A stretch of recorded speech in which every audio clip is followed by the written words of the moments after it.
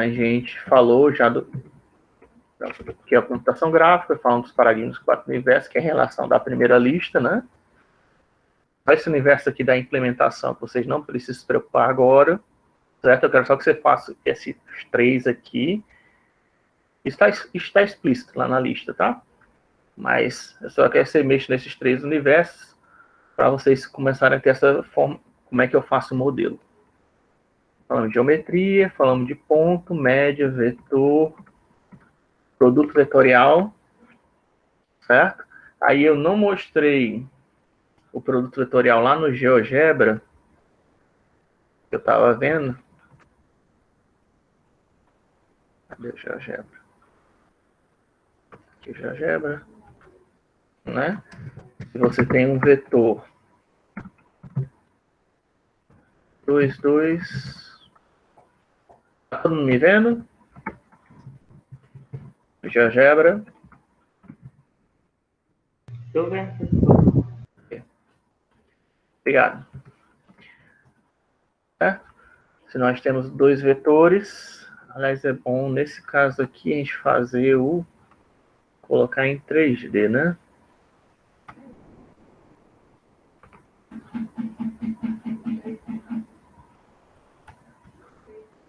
Aqui os 2 vetores lá. E aí se eu faço o produto vetorial deles, né, que é cross product UV.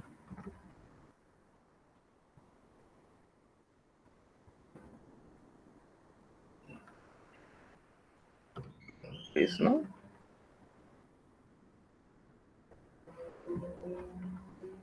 UV, coloquei certo? Ou foi é porque eu coloquei 2D, né, o vetor. Aí ele tá colocando só um número. Tá certo, né?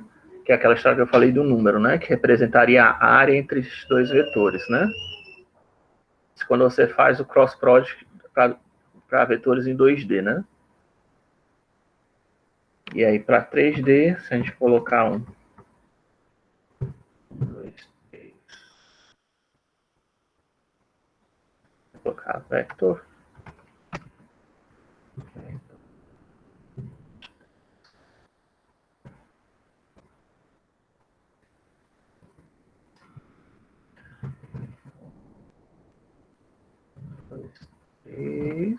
Pronto, tem o vetor ali. E vector 3, 4, 5, por exemplo. Vou esconder esses aqui.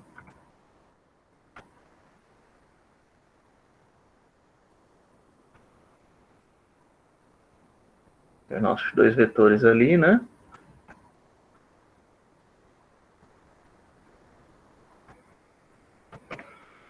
Agora eu não sei se vai dar para enxergar, né? Mas enfim.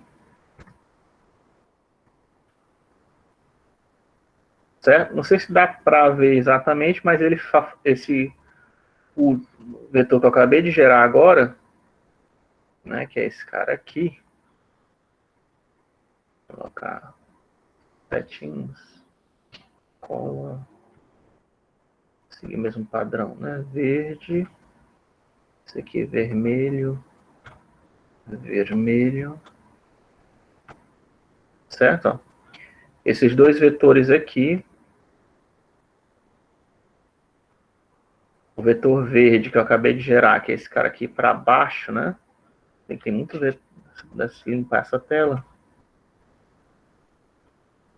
Eu não sei se ele permite.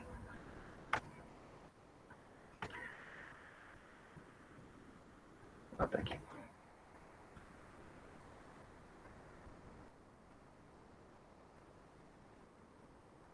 Pronto. Fica mais limpo para a gente. Certo? Esses 2 vetores aqui que eu gerei, o B é A, né? 1, 2, 3, o 3, 4, 5, tem 3 coordenadas, são vetores de 3D. Fazendo o produto vetorial dele, gerou esse vetor W, certo? Que é perpendicular a eles, ok? Dependendo de como eu coloco o ângulo da câmera, dá pra gente ver, ó. Eles formam um ângulo de 90 graus, tá? Veja que entre eles não tem 90 graus, tá? Mas o ângulo que eu acabei de gerar ele forma 90 graus entre os dois, tá? Também dá para fazer isso na mão, né? Mas aí dá muito trabalho, né? Mas enfim. Seria fazer a coordenada Z do A vezes a coordenada Y do B menos a coordenada Z do B vezes Y do A, né? É vector.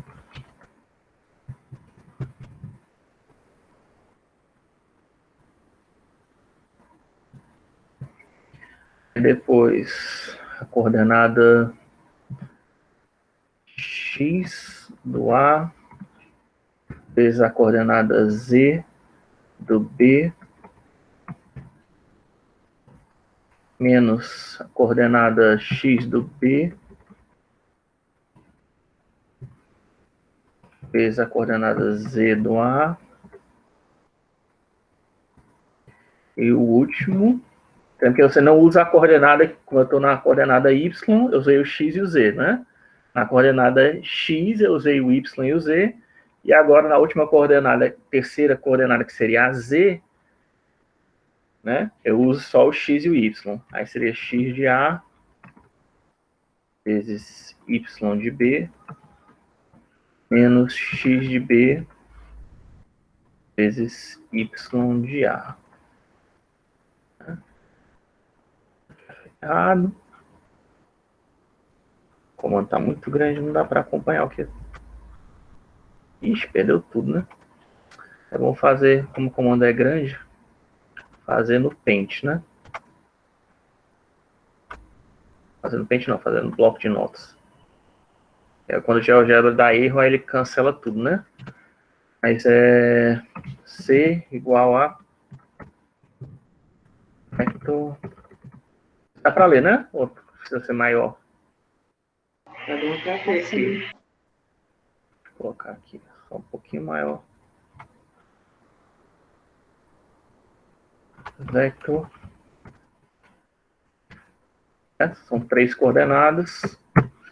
Aí eu coloco aqui o Y de A vezes o Z de B menos o Y de B vezes o Z de A.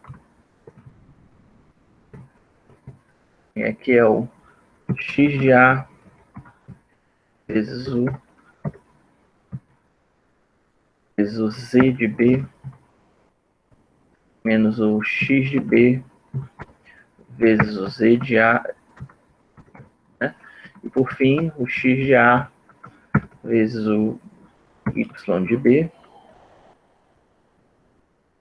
menos o X de B vezes o Y de A. Essas as 3 combinações possíveis, né? Tá certo? E deu certo, coisa boa.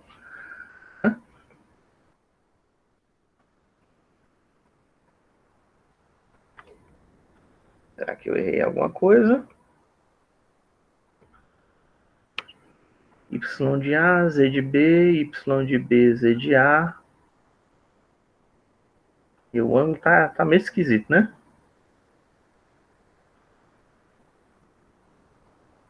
Y de A, Z de B, Y de B, Z de A, X de A, Z de B, X de B, Z de A.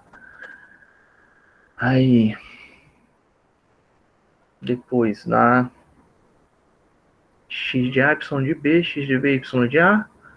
Acho que talvez isso aqui tá invertido, né? Talvez seja X de B, Y de A, X de A, Y de B, que é da matriz, né? Aí, vamos ver. Não. Dá certo. X e Y, X e Y, X e Z, X e Z, YZ, YZ. Não sei qual é o problema que tá dando aqui. Tá certo, né? YA, Z de B, YB, Z de A. Só se ele não tá, só se eu não estou agrupando as operações, né? Será que ele não está fazendo as multiplicações na ordem? Pode estar, né? Dando problema. Y de A, Z de B, Y de B, Z de A. Depois.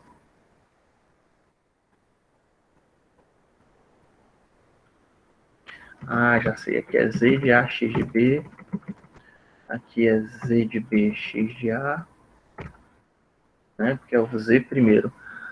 Aí agora X de A, Y de B, X de... Mas para se deixar agrupar, só por garantia. Normalmente a multiplicação é para ter precedência, tá? Mas talvez eu não tenha colocado.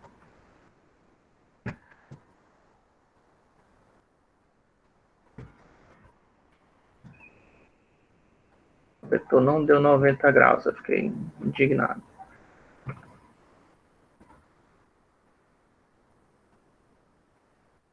Agora sim deu certo. Tanto é que se eu tirar o de antes, verde, ó, tá ali o meu C, né? Acabei de gerar. Ok? Só para ver se a fórmula tá certa, tá? É porque, qual foi o que eu fiz de errado? Foi só que eu comecei que, no caso, primeiro vem o Y de A para a coordenada X, depois vem o Z de A primeiro, né? Para a coordenada Y, e depois vem o X de A para a coordenada Z. Só isso, só a questão da ordem, né? Para ver como a ordem é importante, né? No produto vetorial. Certo? Se você errar uma coisinha, pode acontecer esse tipo de coisa. E se você inverter a ordem, você vai obter o outro. E se inverter a ordem, né? Você vai obter, em vez de obter esse C, né? Que eu obtive. Deixa eu mudar aqui a cor. Ah, sei lá, roxo. Não é não? Eu não selecionei o vetor, selecionei foi o settings. Verde também. Certo? Aqui o C, ó, que eu acabei de calcular para vocês, certo? É a mesma coisa do W, né? Tanto que se eu colocar, os dois vão ficar um em cima do outro. Certo? Que é o cross product em inglês, né? Certo? Ele forma 90 graus. Ok? E essa aqui é a fórmula dele. É chatinha, né? Em comparação ao dot product, né? Que é coordenada por coordenada e somando, né? E quando você faz em 2D, né? Que eu vi aqui, mostrei aqui para vocês no caso do U e do V, aí você tem aquele número, né? Eu não vou repetir de novo, porque é uma fórmula grande, certo? Mas se eu faço cross product, cross de U e V, né? Você tem um número, né? Que é ela referente à área formada por esses dois ângulos, tá? Do U e V, a área do paralelogramo, né? Se você quiser a área do triângulo, né? Esse triângulo aqui é dividido por meio. Eu depois chequei lá, depois que a nossa aula acabou, fui checar, realmente é dividido por meio, tá? Só que você, normalmente, quando você faz isso, você tem que aplicar módulo, tá? Primeiro, você faz metade, e aí você faz o produto vetorial desses dois vetores em 2D, multiplica por meio e faz módulo, tá? Porque, como eu acabei de falar, no produto vetorial não tem questão de sinal. Se você fizer o sinal errado, mesmo que você faça o produto vetorial todo certinho, seu sinal pode dar sinal tanto positivo como negativo, se o vetor estiver para cima como para baixo. Do mesmo caso aqui, que no caso 3D, né? Dependendo como eu fizer a multiplicação, eu posso obter esse vetor para cima, do jeito que está agora, mas eu também posso obter esse vetor para baixo, tá? Por isso que eu fiz na verdade, eu estava querendo fazer ele para baixo, mas acabou que deu ele para cima, né? Mas não tem problema. Eu acho que seria, talvez, se a gente inverter, né? Vou colocar aqui um menos na frente. Será que dá para fazer um negócio tão fácil assim? Pronto, é. Certo, ó. Dependendo da ordem, você pode obter esse segundo cara aqui, tá? Que aí tem o WV. Né? Tá?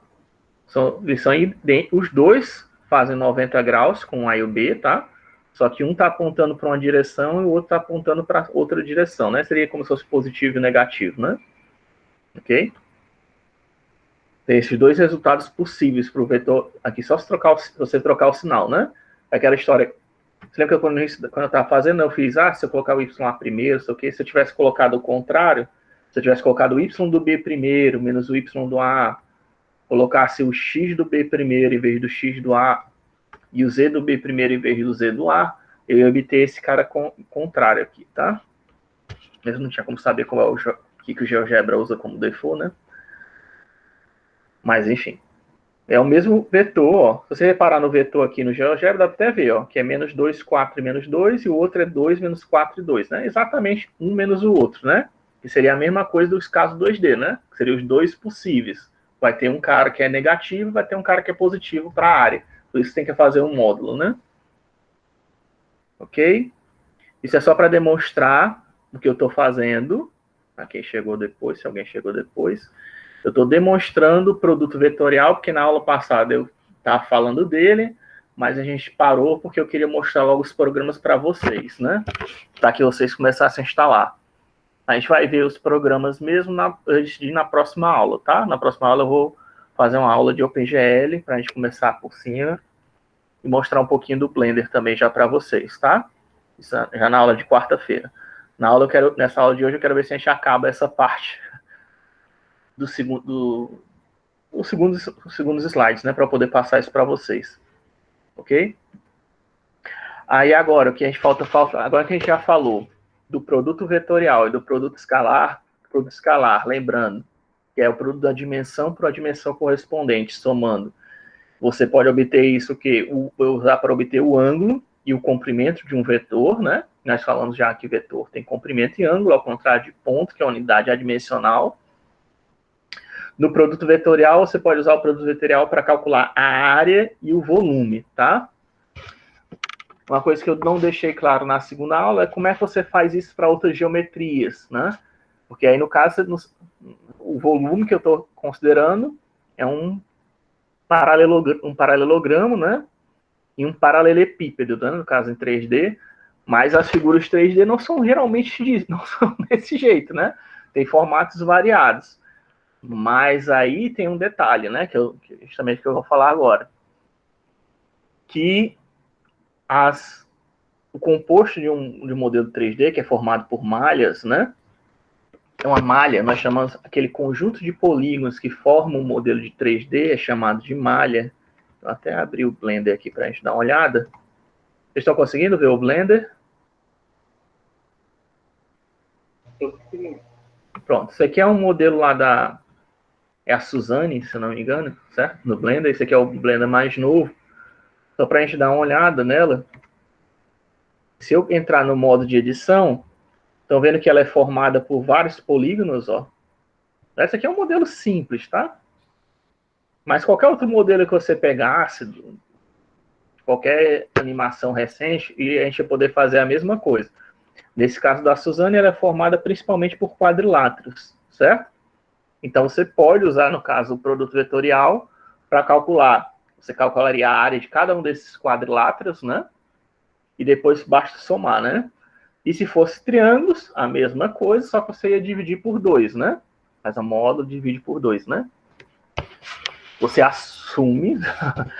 Só que só tem um detalhe, né? Que você teria que fazer... A única coisa para você que estaria faltando é como você está no espaço 3D, e são pontos 3D, e o ponto 3D normalmente gera um vetor, você teria que transportar esse vetor para planificar, né? Colocar cada quadradinho em 2D para poder pegar a área, certo? Ou então você teria que usar talvez o módulo do vetor, né? Talvez desse certo.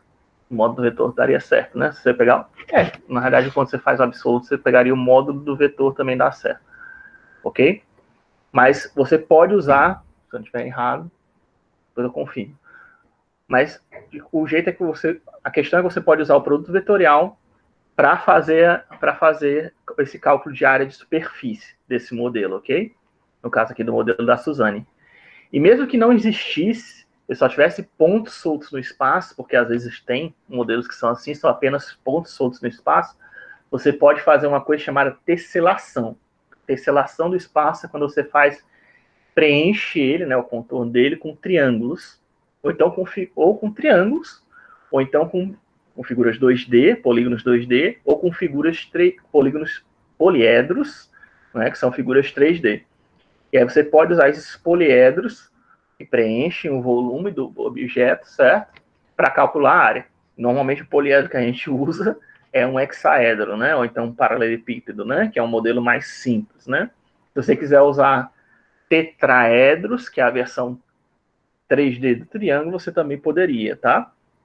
E aí, no mesmo caso, você... Só que eu acho que você tem que dividir por 3. Por isso que eu estava confundindo naquela outra hora, na questão passada, acho que tem que dividir por 3. Por 3 ou é por... Agora, depois eu confirmo isso com vocês, tá? Mas você também pode... Você usaria a mesma ideia, até para calcular o volume ou a área dessa figura. Ok? E a gente tem de ver, ó. Aqui, né? Tem um... Só para mostrar, né? Que tem um vérticezinho que você pode... Meu Deus. Não tá deixando eu mexer. Pronto. Posso mexer aqui o vértice, né? Ó. O modelo. Isso é chamado de vértice. Aí também temos... Se eu pudesse pegar aqui. Porque essas opções aqui, o modelo... O Blender recentemente mudou a formação dele. Aí tem algumas coisas que eu ainda não sei exatamente onde é que estão. Estou acostumado com o modelo antigo.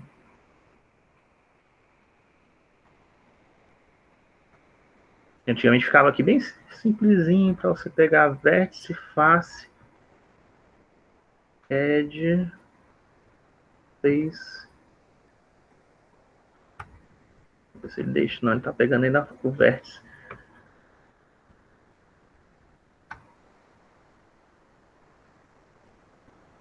Vou pegar aqui, se eu pegar os 4 vértices, ele vai, né? Certo? Isso aqui seria... Ixi, peguei foi mais. Só os 4 vértices aqui da face. Pronto, agora deu certo. Certo? Você pode mexer a face, né? Isso aqui seria considerado uma face, que é o poliedro, né? O vértice, que eu já falei, né? E aí, quando você pega 2 vértices, tem um jeito mais fácil de fazer isso, tá? É só porque eu ainda estou me acostumando aqui com desse novo ambiente. Mas também dá certo desse jeito. Ah, meu pai. Estou tentando pegar 2. Pronto, pegou agora. Pronto, agora aqui eu estou pegando uma aresta, tá? Uma aresta seria essa linha que existe entre 2 vértices, a gente chama de aresta. Então, vocês já se acostumarem com a nomenclatura, é vértice, aresta e face, tá? Esse aqui eu acabei de mostrar uma aresta. Não foi na ordem, né? Mas tudo bem. E aí agora, né? Quais são as formas básicas? A gente já mostrou para vocês, já mostrei para vocês o que é um ponto vetor. Agora que a gente já sabe o que é ponto vetor, a gente pode passar para a nossa aresta, né? Que é isso que eu acabei de mostrar por último. Ou então que seria um segmento de reta, né? Eu coloquei reta, equação paramétrica da reta, mas também do segmento de reta, pode ser, tá? Como é que é a equação paramétrica da reta? É a soma de um ponto com um vetor, tá vendo? A soma de um ponto com um vetor, escalonado por esse tzinho aí, ele dá uma reta infinita, pode dar uma reta infinita também, ou também pode dar um segmento de reta. Por que isso é importante? Porque com essa fórmula que está mostrando aí para vocês, vocês podem obter qualquer ponto num segmento de reta ou numa reta, tá? A gente voltar agora lá para o GeoGebra. Deixa eu pegar uma nova. Então, save.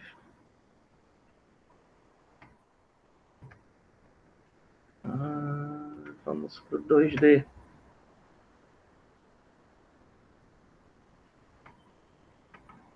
Fecha esse troço. Close. Pronto. Mas já tem aqui já. Não fechei. Pronto. Close. E aqui no caso eu tenho um ponto. Certo? Muito.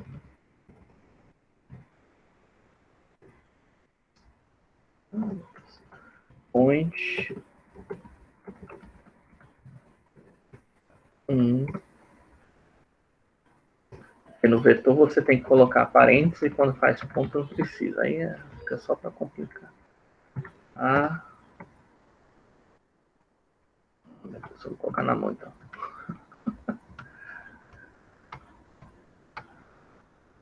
Paciência, paciência. Vou colocar esse segmento na mão, tá? Pronto. Ué? O que ele tá fazendo?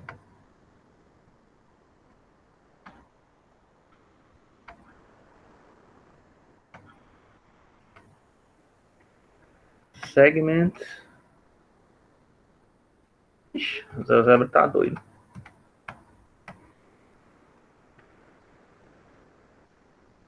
Tá colocando infinito, não sei porquê.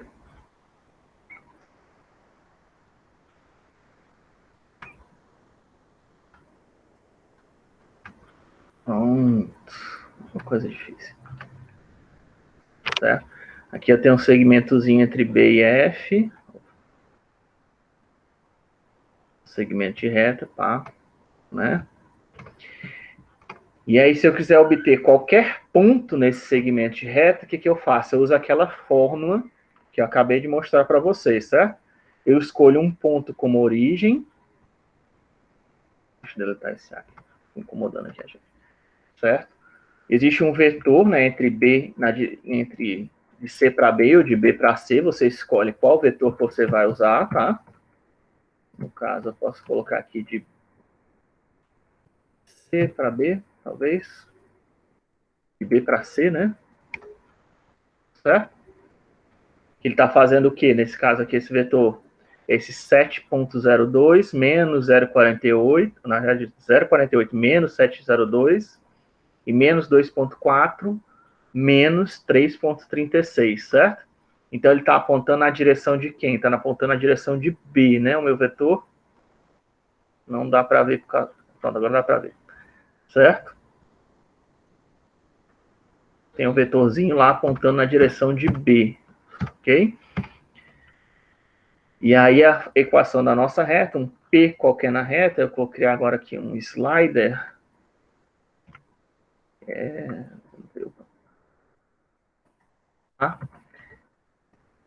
Igual a slider de 0 a 1, de 0,01 passo. Esse aqui é só um comandozinho que varia de 0 a 1, tá? Então, por exemplo, é uma variável, né, que recebe um valor de 0 a 1. Isso é chamado de slider. Tem até um botãozinho aqui para adicionar ele, se vocês quiserem depois. E aí, para fazer a nossa fórmula finalmente, eu vou dizer que Q é igual a o nosso vetor que eu acabei de criar. Eu chamei de quê? Eu chamei de U, né, com letra minúscula.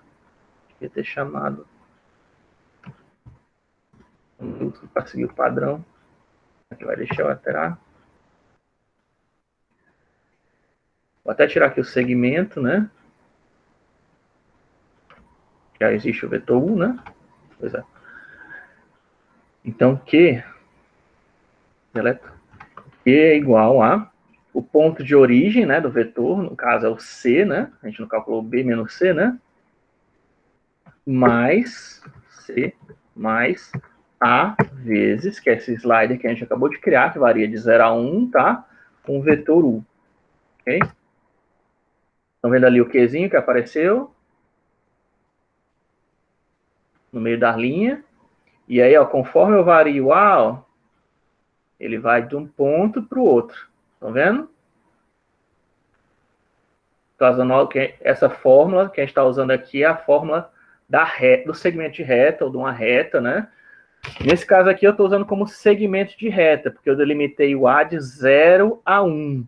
Quer dizer que eu estou percorrendo só o comprimento do vetor, tá? E se eu quisesse que fosse uma reta, professor? Aí você poderia usar qualquer valor de A, tá? Se você usar um valor de A maior que 1, vai ir para depois de B, né? Claramente, né? Não sei se vocês estão conseguindo fazer a associação. Se for 2B, 2 vezes o tamanho do vetor, vai lá para frente, né? Do mesmo jeito, você pode fazer 2 vezes negativas, né? Que vai lá para trás de C, né? Tá?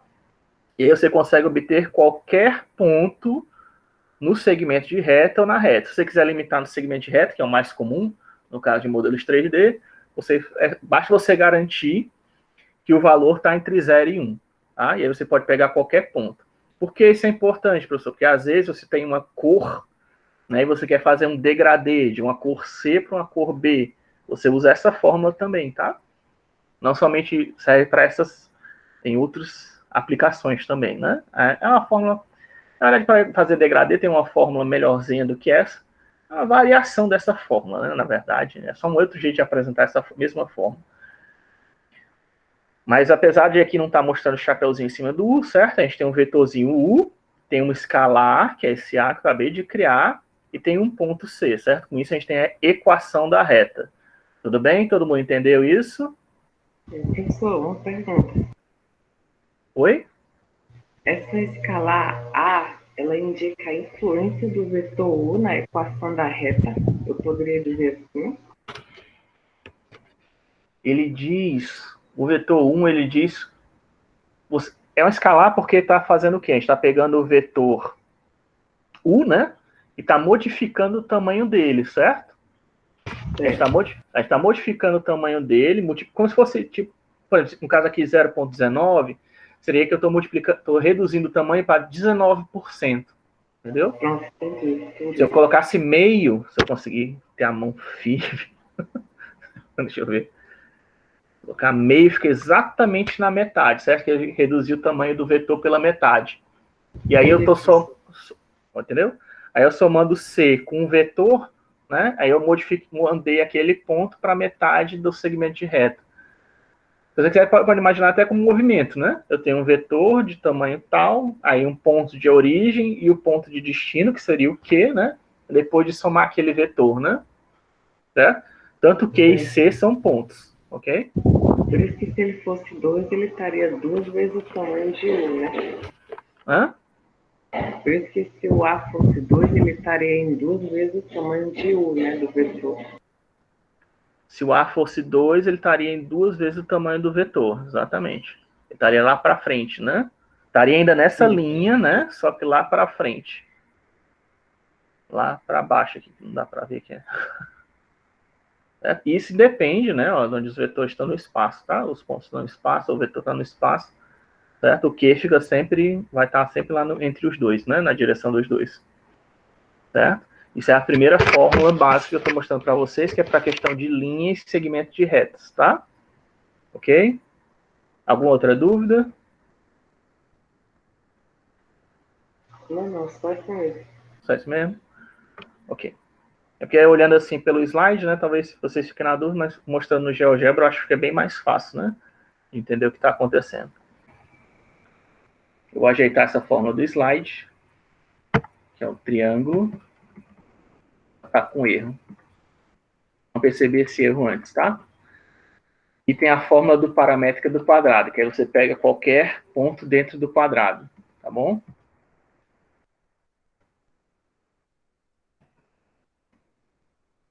No caso do quadrado, vamos lá.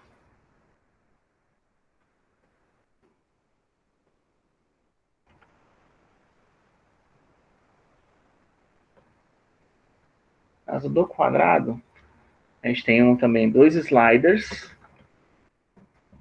Vai de 0 a 1. É igual a 0 a 1, 0, 0, 1. U é igual a slider 0, 1, 0, 0, 1. V é igual a slider 0, 1, 0, 0, 1. Dois sliders de novo. A gente tem que gerar um ponto Q, que vai entre P, tá entre C e B, tá? E aí fica C vezes U, mais U menos U vezes P. Ok? Certo? É basicamente aquele mesma equação da reta que a gente fez antes, tá? Fez um ponto que anda entre B e Q. E a gente faz um outro ponto, vou chamar de P, né? Que anda entre A e B, tá? A vezes V, mais 1 menos V vezes D. Ok? Cadê o meu ponto P? Ah, eu coloquei na variável errada, né? Tem que ser a mesma variável U, tá? E o mesmo vetor, mesmo ponto de origem, né? Ponto. E agora, ó, tá vendo que os dois andam juntos? O Q e o P, ó, conforme é basicamente a mesma forma que a gente mostrou da linha, certo? Só que agora eu estou andando nas duas linhas que formam o meu quadrilátero, tá? Ok? E agora eu vou gerar um terceiro ponto, que é o ponto R, que aí ele é a interpolação desses dois, né? Entre Q e P. Aí, no caso, agora sim, eu uso V, 1 menos V vezes P. Cadê o meu R? Ah, porque está aqui em zero, né? Ó. Tá certo? É bem simples, né? Ó. É como se fosse um scan que eu estou fazendo, certo? Ó. Começa aqui. Triângulo também é para ser a mesma coisa, tá? Só que aí ele se converge num ponto, né? Essa forma daria para usar essa mesma forma para o triângulo, ok? Do quadrilátero. Se você imaginar que, desde que o D e o C, colocar o D e o C no mesmo ponto, né? Daria para usar essa mesma forma que ali está certo, né? Do slide. Também daria a mesma coisa, certo? Para fazer para o triângulo. Aí no final eles convergeriam. Só que tem uma fórmula mais simples, tá? Para fazer isso. O quadrilátero você tem que andar nessas duas linhas e interpolando entre no meio, né? Como eu estou fazendo aqui, ó. Tá? Interpola Q e P e depois interpola entre eles para obter qualquer um dos pontos, né? Ó. Vai fazendo um scan. Como se fosse uma tela de TV, né? Se você quiser imaginar. A tela de TV faz exatamente essa operação. Inclusive, a TV antiga, né? Porque hoje em dia a gente tem TV LED, né? Mas aquelas TVs mais antigas de tubo de CAD, né? Elas fazem exatamente isso. Elas começam traçando uma linha, aí depois ela vai para a linha de baixo, traça outra linha, aí vai para a linha de baixo, traça outra linha, né? Vai preencher tudo, né? Dá para perceber que não vai preencher tudo, né? Desse jeito vocês vão ter qualquer ponto dentro do quadrilátero. Ou do triângulo também, né? Sempre tem uma fórmula mais simples para fazer do triângulo, que foi a que eu tentei colocar no slide, tá? Mas ela tá com erro, eu vou corrigir isso, eu vou, antes de publicar o slide para vocês, eu corrijo e coloco para vocês. Aí faço a demonstração na próxima aula, tá? Ok. Vamos lá, voltar. Certo? Então, essa aqui é a equação, já vi a equação da reta, vi uma equação do triângulo, e agora vi uma equação do quadrângulo ou quadrilátero. Qualquer quadrilátero, basta fazer isso, certo? É como se fosse o scan, né? Que a gente faz, a mesma equação da reta, né? Só que você faz um scan de um ponto, um scan de outro ponto, e a interpolação dos dois pontos, que tem que estar alinhados, né? Vai dar, você vai pegar qualquer ponto dentro daquele quadrilátero. Certo? É a mesma coisa, você faz 4 pontos, né? Ó. Apesar dessa fórmula, esses dois alfas aqui, a fórmula parecer complicada, ela não é. Então, o que eu fiz agora, bem facinho lá no GeoGebra, né? É a interpolação entre P0 e P3, a interpolação entre P1 e P2, que vai gerar esses pontos amarelos aqui, né? E aí, fazendo a terceira interpolação entre esses dois pontos, você gera o P interno, né? Do que você quer. Ou seja, é como se fosse 3 interpolações de reta, né? Que a gente viu. É basicamente isso. Não é muito complicado. Dá para até imaginar que dá para fazer isso também para 3D, né? O cubo é a mesma coisa também. Tá? Você vai perseguir. Deixa eu ver. Você usa 4, 2, 6. Você faz 6, o dobro, né? Faz sentido até. Você usa 6 interpolações de reta para poder preencher todo o espaço do cubo. Tá bom? E aí o do círculo, tá? Que o círculo também é um elemento geométrico simples, né? A forma paramétrica que a gente usa é essa, tá? R vezes cosseno de A vezes R vezes seno de A, tá? Então, vamos ver lá o círculo. Então, save. Vou colocar aqui um círculo no GeoGebra. Não deixa eu arrastar o círculo. Ah, pronto. Arrastei o círculo. Certo? E agora a gente vai fazer um ponto que vai estar andando aqui no contorno do círculo, tá? E aí, como é que a gente faz? Tem que pegar o raio. No caso aqui, o GeoGebra, ele usa o A é o centro, né? E o B é o ponto que define o raio, tá? Do círculo. Tanto que eu posso mexer aqui para mudar o tamanho dele, tá? Só que isso não é o que eu quero fazer. O que eu quero fazer é criar um ponto P que anda de novo com o slider, né? Usando o slider, que agora a gente vai chamar ele de ângulo, tá? Aí esse slider, ele vai variar de 0 a 360.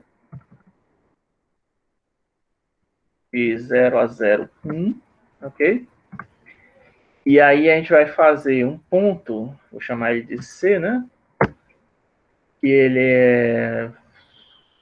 Aí eu tenho que primeiro calcular a norma, né? A norma, o raio, né?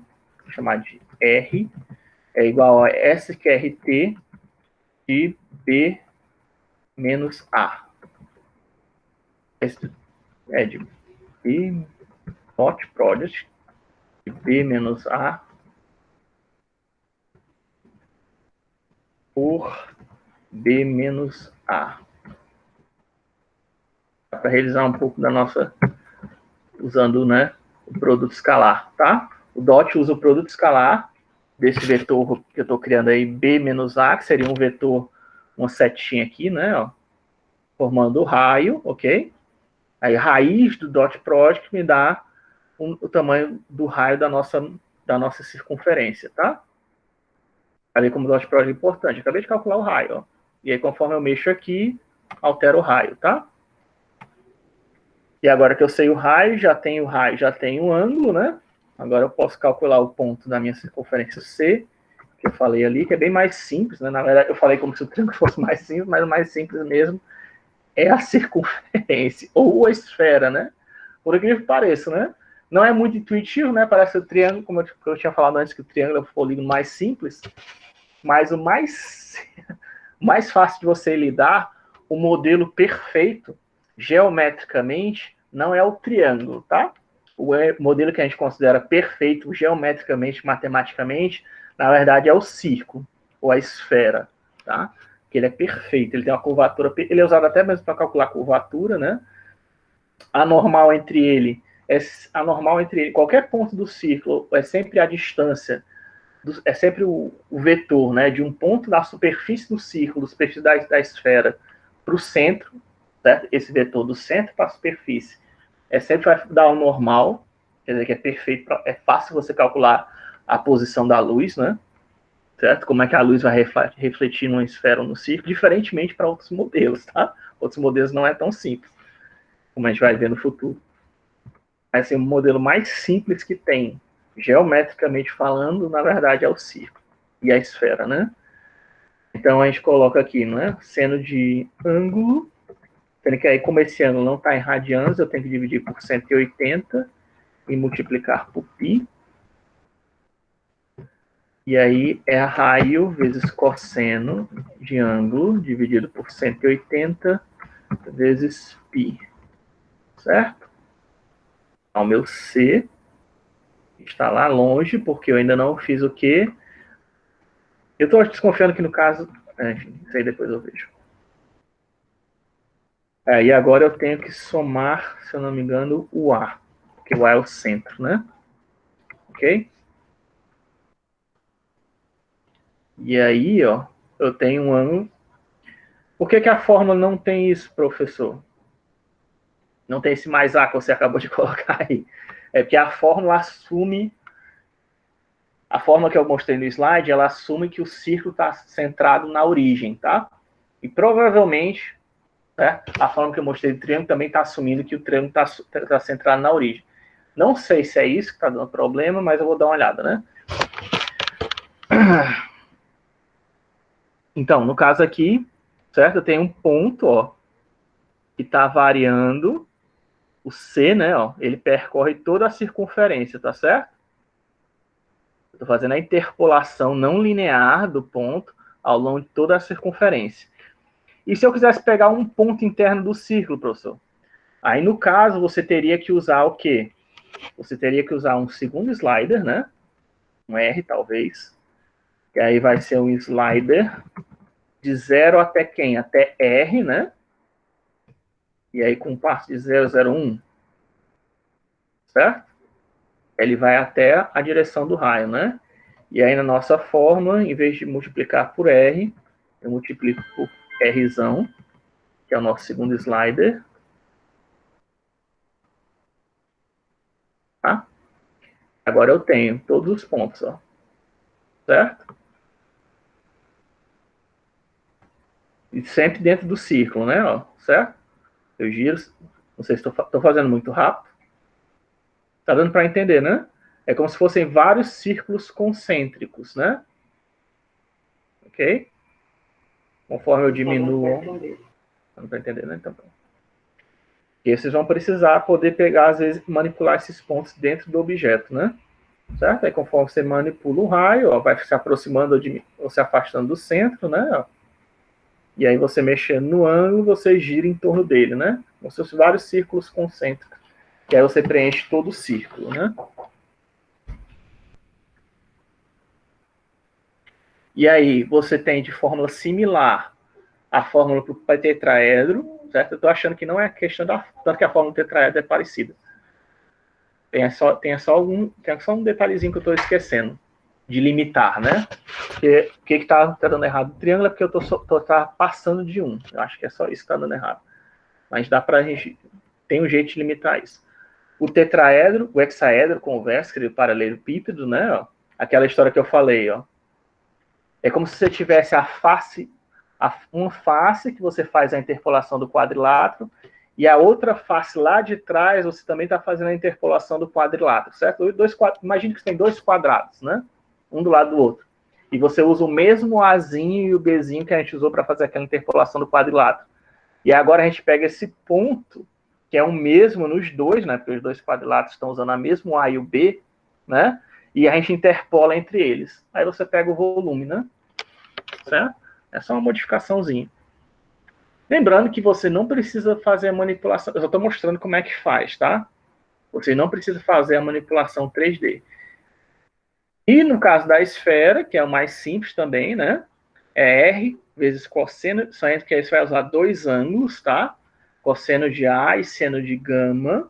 R vezes cosseno de alfa e cosseno de seno de gama. Aí a segunda dimensão é R vezes seno de gama, seno de alfa, seno de gama. E a terceira dimensão é R, né, que R é o raio, tá? Cosseno de gama. Não sei se está dando para perceber, ó, que as primeiras duas dimensões, ó, é cosseno de alfa, seno de alfa, né? Ó, cosseno de alfa, seno de alfa. Enquanto que o seno de gama ó, permanece constante, né? Ele só muda em quem? Só na terceira dimensão que ele vira cosseno, tá certo? E não aparece mais o cosseno de alfa, porque ele já foi usado nas duas primeiras dimensões, né? Então, explica, né? Isso é o jeito que eu memorizo, né? Certo? Que eu tô falando. Mas a explicação qual é a explicação? É que você está fazendo aquele mesmo círculo que eu acabei de mostrar, só que agora você não precisa girar esse círculo. Você vai pegar esse círculo e vai girar ele, certo? Só que você não precisa girar ele total para preencher a esfera. Não sei se vocês conseguem imaginar isso, né? Acho que... Deixa eu ver.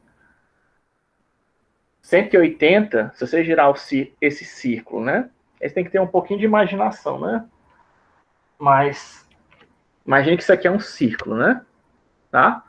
Se eu giro ele 180, né? Assim. Certo? Eu não já preenchi o círculo, né? Ó. Não sei se vocês estão conseguindo ver. Estão me vendo? Girando o celular? É na câmera? É, na câmera. Tá na câmera. Então pronto. Aqui tá. Porque, deixa eu ver se eu consigo colocar aqui em tela cheia, que aí eu vou ver o que vocês estão vendo.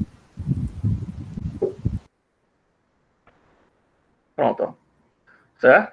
Que aí quando você gira ele, ó, certo? O que aconteceu? O ponto que estava aqui, ele veio para cá, e esse ponto que estava aqui, ele veio para cá, certo? Ó. Então já fechou, mesmo você tendo girado ele só de 180, né? Certo? Começou girando de 180, você já fechou a esfera, né? Quando você faz isso. Por isso que você não precisa usar o ângulo alfa e o ângulo gama nas 3 coordenadas. Porque só fazendo em um e variando a 180, você já preenche a esfera completa, tá? Essa é a ideia, para vocês saberem, né? Você já girando, porque esse ponto vai vir para cá e esse ponto vai vir para cá, fechando o círculo, né? Imagina, isso aí eu estou olhando ela de lado, né? Isso aqui seria uma circunferência chata, tá? Que tem aqui na minha mão. A minha mão seria um círculo, isso aqui é um círculo. Eu coloco ele chato, e aí quando eu giro ele, né? Você formaria a esfera, tá? Deixa eu fixar aqui, voltar para os nossos slides. Certo? Isso aí são as formas básicas, tá? Que a gente viu hoje. O triângulo, o quadrilátero, a linha e o círculo, né? Ou seguindo a ordem, a linha, o triângulo, o quadrilátero e o círculo. O triângulo está com a formulazinha errada, mas eu vou ajeitar isso para vocês, tá? E aí a última coisa que falta para mostrar para vocês são as coisas chamadas curvas, tá? Isso aqui é a curva, tem várias curvas, certo? Não vou mostrar todas elas para vocês. Eu coloquei, tem a curva NURBS, por exemplo, tem a curva de Bézier, mas existem outras. Essas duas são só... talvez eu coloque a NURBS também, tá? Estava pensando em incluir no slide para vocês. Mas as curvas de Bézier, elas são o que foi criada por um francês, a curva de Bézier, e ela foi usada primeiro para design de automóveis, tá? Para fazer o contorno. Por isso que os nossos automóveis não são mais quadrados, né? Antigamente os primeiros automóveis eram todos quadrados. Graças à curva de Bézier, a gente pode fazer automóveis mais redondos, né? Porque não sei se vocês pararam, com exceção do círculo e da esfera, que usam interpolação não linear, na interpolação da linha, obviamente, do triângulo e do quadrilátero, todos esses 3 elementos, eles usam interpolação linear, tá? Quer dizer que você está sempre andando numa linha. Não dá para gerar coisas curvas, certo? Não dá para gerar contornos. A não ser que você queira gerar o círculo, né? Que é um círculo perfeito, né? Aí você pode usar aquilo que eu mostrei, que são as chamadas de coordenadas polares. Mas se eu quero gerar uma curva, se eu quero andar com um ponto dentro de um objeto, mas eu não quero andar em linha reta, professor. Eu quero andar fazendo um zigue-zague ou coisa do tipo, para fazer um efeito, né, no meu objeto, ou sei lá o que você está imaginando. E dá para fazer isso? Dá. Certo? Você vai ter que usar essas curvas de Bézier, certo? É a mesma ideia de todas as outras interpolações, certo? Ó. Só que aqui no caso que isso aqui é uma curva Bézier de cúbica, tá? Porque eu estou usando 4 pontos. Existe também a curva Bézier quadrática, que aí seriam 3 pontos, certo? Curva Bézier menor que isso não tem, né? Mas para você fazer uma curva, você vai sempre usar no mínimo 3 pontos, tá? Que aí seria uma curva quadrada. Uma curva cúbica já seria 4 pontos. Aí, sei lá, depois de cubo vem o quê? Tetra, a curva tetra. Não sei como é que é a nomenclatura disso, não. Mas aí seria 5 pontos, 6 pontos. Quantos mais pontos você usar, mais complexa a sua curva fica, tá? Mas você usa, de novo, a mesma ideia que a gente fez até agora, do triângulo, do cubo, etc. Você, com exceção da esfera, que a esfera a gente usou coordenadas polares, que é um pouquinho diferente, tá? Depois a gente pode discutir isso mais a fundo, mas a ideia é a mesma. Você pega os pontos, certo? E multiplica eles por um escalar. No caso aqui eu estou multiplicando por t. Só que aí estão vendo que ele agora, em vez de só ser t vezes ponto, né, ou 1 menos p vezes o ponto, eu estou elevando ele, tá vendo que ele tem um expoentezinho, né, ali, ó. A gente tem um expoentezinho aqui. Vamos lá. fica melhor, né? Tem um expoentezinho assim, ó, que aí no caso do primeiro ponto ele é elevado ao cubo, o segundo ponto é elevado ao quadrado vezes 1 menos t, o terceiro ponto é t vezes 1 menos t ao quadrado, e o quarto ponto é 1 menos t ao cubo, tá? Isso é a curva Bézier. A gente pode ver lá no GeoGebra, claro. Vamos lá de novo.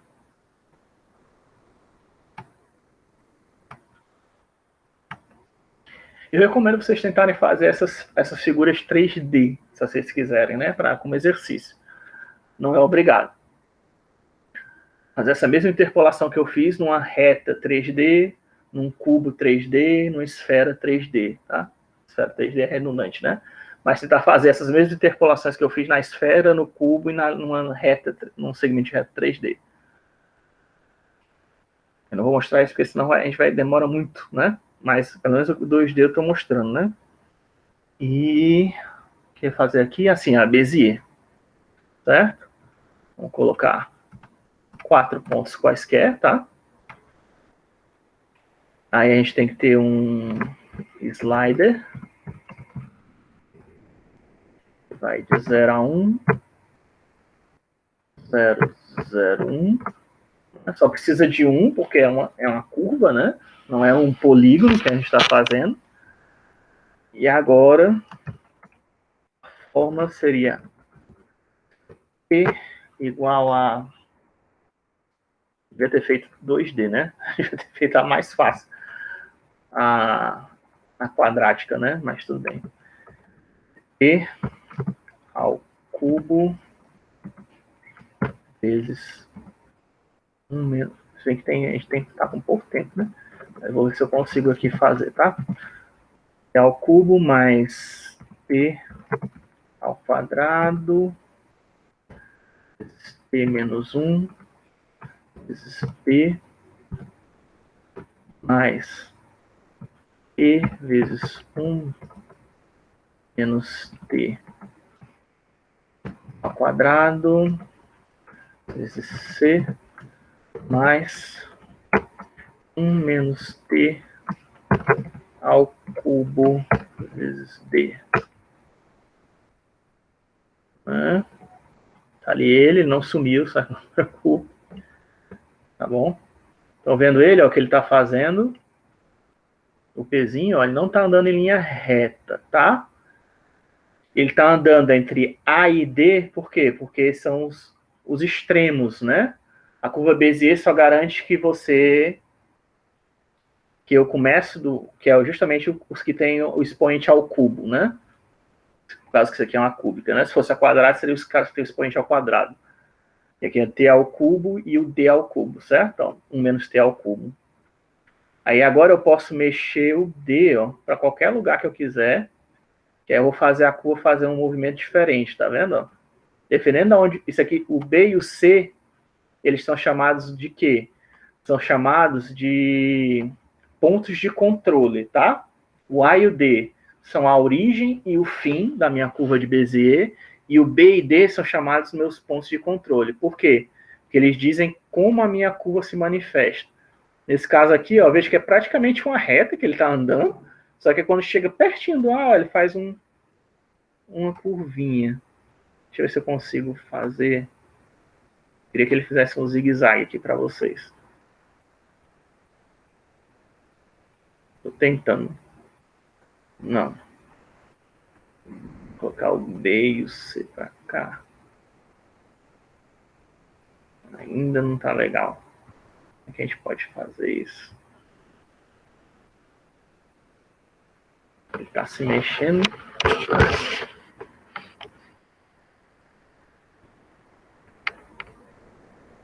Mexer o A e o D.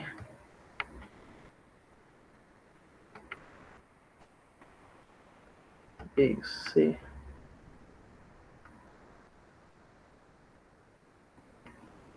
Aqui dá para mostrar que ele está fazendo uma espécie de S, né? Mais ou menos, mas ainda não era isso que eu queria.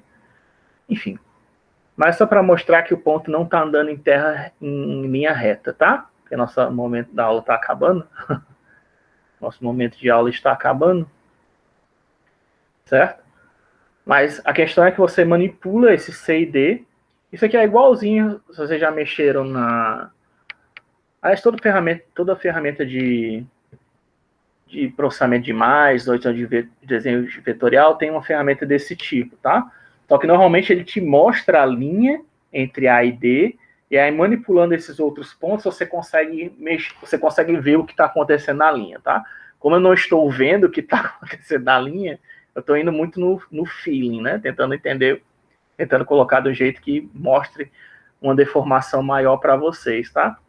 Mas é difícil. A questão é que o seio deles são pontos de... já ficou um pouquinho maior, né, agora. O seio, talvez eu esteja muito perto da reta também, né? Pode ser que eu esteja dando zoom, olhando muito de cima, de perto. Mas a questão é que você coloca que o P ele pode andar em qualquer trajetória, tá? Fazendo uma ondulação, inclusive. No caso aqui da curva, só dá para fazer no máximo 2 ondulações. É por isso que você usaria uma curva de grau maior, tá? Com a quadrática, você só consegue fazer uma ondulação, tá? Com a cúbica, você consegue fazer até 2 ondulações. Com a tetra, você conseguiria fazer 3 e assim por aí vai, tá? Mas normalmente o que as pessoas fazem não é ficar aumentando o número de pontos, né? Porque até quando você vai aumentando o número de pontos, fica um negócio difícil de controlar, né?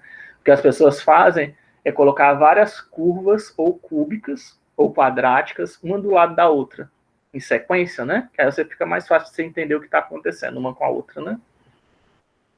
Tá certo? Ok? Deixa eu ver.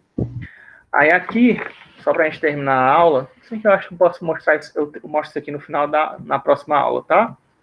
A gente viu, então, agora, o que a gente viu nessa aula? A gente viu as formas geométricas básicas, né? Vimos linha, triângulo, quadrilátero e círculo, sendo que o triângulo eu vou ficar devendo para vocês, porque está com errinho na fórmula, certo? E vimos a curva, né? A curva de Bézier, certo? E vimos também a contraparte por cima, né? Eu mostrei a contraparte deles em 3D, tá? É uma forma um pouquinho mais complexa, mas não se assuste, né? Também dá para você pegar qualquer ponto interno deles, tá? Aí eu mostrei a curva de Bézier, que também serve para... O caso dela em 3D é a mesma coisa, só que em vez desses pontos estar em 2D, vão estar em 3D, tá? E aí você faz a mesma fórmula para fazer uma curva. E aí na próxima aula eu vou mostrar alguns exemplos, tá? Eu só queria mostrar esse aqui, o primeiro, que é o gradiente de cores, tá? Ó. Essa fórmula aqui é muito parecida com a da linha, tá? Que é a que eu mostrei no início dessa aula. É muito parecida mesmo, tá? Se vocês multiplicarem, se vocês multiplicarem isso aqui, você consegue chegar na fórmula da linha, inclusive, né? Porque isso aqui, vamos lá. Só para encerrar a aula, né? Ó. Isso aqui é para fazer gradiente, né? Ó. C igual a 1 menos T, ou A, né? Se você quiser, vezes a P, né? Que seria um ponto, mais A vezes Q, né? Que seria outro ponto, outra cor, né? Também, certo? Se você multiplicar aqui, vai dar o quê, ó? P menos A vezes P mais A vezes Q, né? Ó. Tá? Então, C é igual a P mais o quê? P menos P vezes A, né? Certo?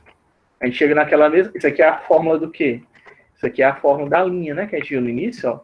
Isso aqui é o nosso vetor, né? Ó.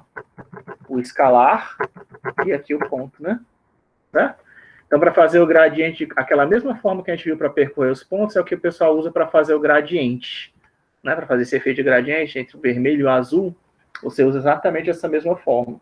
Só que aí, no caso aí, o gradiente está indo só em uma direção, né? Se você quiser que ele vá em mais de uma direção, ou se eu quero colocar uma cor diferente em cada ponto desse quadrado, ou do triângulo, né? Que é aquele exemplo que eu mostrei na aula passada. Você lembra que tinha um triângulo, e o triângulo, cada verso do triângulo tinha uma cor diferente, e o programa fazia a interpolação das cores, você usando a fórmula de interpolação do triângulo, né? A mesma fórmula de interpolação do triângulo, colocando 3 cores. Em vez de fazer a interpolação dos 3 vértices, fazer a interpolação das 3 cores, você vai obter aquele resultado.